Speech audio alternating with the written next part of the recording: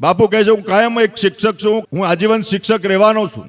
બસ જે વધારાનું પરિવર્તન થયું છે માત્ર એટલું જ છે કે બસ મારા વર્ગખંડનો વ્યાપ વધ્યો છે. રામકથાનું રસપાન કરાવતા કરાવતા તેમણે તેમના વર્ગખંડનો વિશ્વને અનેક ખંડો સુધી વિસ્તારવાનું કામ બાપુશ્રીએ કથાના માધ્યમથી કર્યું છે. મિત્રો સાથે સાથે મિત્રો આ દીક્ષાંત સમારોહ છે.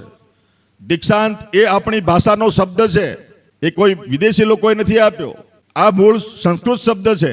અહીંયા સોમનાથજીના વિશે લલિતભાઈ પટેલ પણ ઉપસ્થિત છે. આજે એમઓયુ પણ ગોવિંદ ગુરુસિટી અને સોમનાથજીનું સંગમ મિત્રો આજે અહીંયા થયો છે. એટલે સંસ્કૃત ભાષાને પણ આપણે મહત્વ આપીને મિત્રો આગળ વધીશું. આ દીક્ષાંત શબ્દ એ સંસ્કૃત શબ્દ છે, જે ઉપનિષદ કાળથી મિત્રો ચાલ્યો આવે છે.